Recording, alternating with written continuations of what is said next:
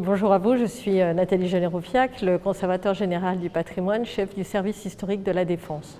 Le service accueille avec beaucoup de plaisir mais aussi d'honneur cette exposition consacrée aux blessés en Afghanistan, exposition qui fait tout à fait écho à la nature profonde du rôle du service historique, qui est d'être la mémoire de la nation en armes, la mémoire des combattants, et notamment de la nouvelle génération du feu, mais aussi le rôle du service historique en matière de protection des droits des individus, individuels et collectifs, et qui fait que le service historique est aussi un service de protection de la qualification des unités combattantes, de l'attribution des droits, des médailles, mais malheureusement aussi de la gestion du cas des blessés. Donc cette exposition ne pouvait que trouver cet écho naturel auprès de nous. Mais fidèle à notre vocation historique, on a souhaité aussi remettre la question du contemporain dans un temps plus long. C'est la raison pour laquelle cette exposition a été présentée avec une espèce de prologue qui est consacrée à l'Afghanistan dans le temps long, cette mémoire d'Afghanistan. Et donc nous avons accompagné l'exposition du contemporain, l'exposition de la blessure du contemporain à travers ce temps long et cette mémoire imaginaire mais aussi historique de l'Afghanistan. Je suis capitaine de frégate dans la marine. Je suis surtout commissaire de cette exposition et je représente un groupe auteur de l'ordre de 10 vétérans. Tous ces gens ont participé à l'Afghanistan et l'idée et le concept c'était d'aller retirer dans leur malle, dans leur black box, leurs photos qu'ils ont fait nipponiment sur zone et d'écrire dessus. C'est un témoignage sans aucune propagande. La seule règle que nous nous sommes imposée, c'est un texte pas plus de 20 lignes. Les textes sont en français et traduits dans des langues étrangères, donc anglais, de langue internationale, anglais et russe. Pour revenir dans la genèse, en fait, il faut se dire qu'en 2020, en 11 novembre, le concept est lancé. Je rencontre un grand reporter de guerre qui s'appelle Thomas Gouasque, qui a travaillé avec Sylvain Tesson. Et je lui présente le concept, donc cette idée de prendre des photos, pas de grands reporters, mais de gens de terrain qui les ont pris noblement, et d'écrire dessus. Évidemment, lui, il a une patte artistique et une vision d'expert, et il commence à nous guider. Après, on rentre dans une problématique de gestion de projet, à trouver des mécènes, des salles, parce que cette expo est en plus nationale. Elle a fait quasiment le tour de France en 9 mois. Et il fallait être à la date de rendez-vous du 21 octobre 2021, qui était la commémoration du 20e anniversaire de l'engagement des forces françaises en Afghanistan. Les photographes donc, sont à la base des vétérans de guerre qui ont fait tous l'Afghanistan de 2006 à 2012. Dans cette exposition, vous avez plusieurs thématiques. Vous avez une thématique qui est ressentir les lieux et une autre qui s'appelle ressentir le peuple et les gens. On l'a intitulée Rencontre.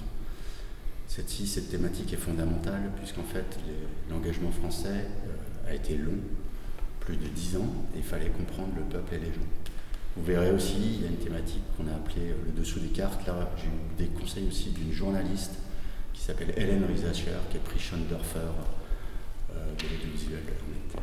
Vous avez une autre thématique qui traite de l'histoire, parce que ce pays est empreint d'histoire, mais c'est une histoire qui a vécu à travers les guerres. Donc vous partez de l'Empire perse jusqu'à nos jours, vous pouvez rencontrer des sites archéologiques merveilleux, le tombeau de la reine, le palais du roi, mais tout ça est déglingué par la guerre, et ça aussi c'était quelque chose qu'on voulait marquer. Et enfin, il y a une particularité, une thématique sur le courage, qui est un grand mot, mais à travers les témoignages, on peut ressentir ce que c'est que l'angoisse d'aller par exemple au combat, de se lever le matin et de définir sa mission.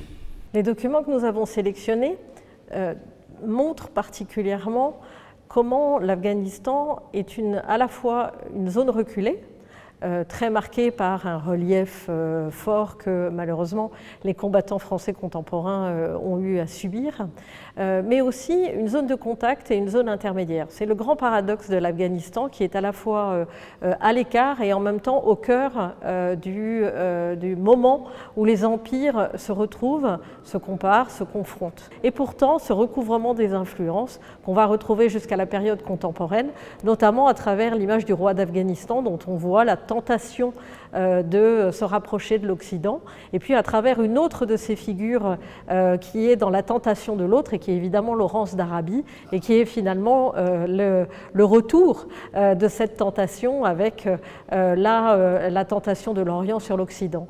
Donc ce mélange de l'Orient et de l'Occident, qui est la nature profonde de l'Afghanistan, et l'affirmation de son caractère unique et singulier, que l'on retrouve dans les photos contemporaines des blessés d'Afghanistan. On va aussi le retrouver grâce aux documents qui le service historique a mis en avant dans ce prologue vers l'exposition contemporaine.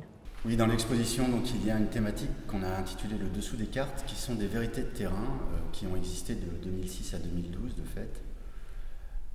Et cette photo, elle est très très intéressante notamment parce qu'en fait, vous voyez, ça c'est une photo de 2008, 3 femmes se côtoient, 3 modèles de femmes, l'une qui est habillée en tchador de la tête aux pieds, en burqa d'ailleurs, c'est pas du tchador, l'autre qui est très élégante à la mode iranienne avec un tchadri et les cheveux sont apparents, et une troisième qui est à la mode européenne.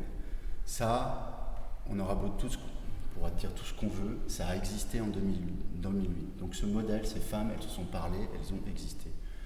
Le dessous des cartes, c'est justement des choses qui ont existé, qui vont peut-être disparaître, sûrement d'ailleurs avec l'ère talibane qui revient. Mais il était important justement de faire un témoignage et un état des lieux. Cette expo n'aurait pas pu se faire sans l'association Escale qui soutient les blessés de guerre, qui a donné un statut juridique au groupe et ce qui nous a permis de nous lancer. Avant de venir au SHD, il y avait déjà eu de l'ordre de 4000 visiteurs dans différents lieux. Et surtout, ça c'est le qualitatif, mais le quantitatif des témoignages extraordinaires dans le livre d'or qui nous faisait comprendre qu'il y a une grande part de vérité et d'humanité dans cette expo. Ici, en plus, il y a une faculté extraordinaire, c'est qu'elle a été valorisée en plus avec les archives du service historique de la Défense.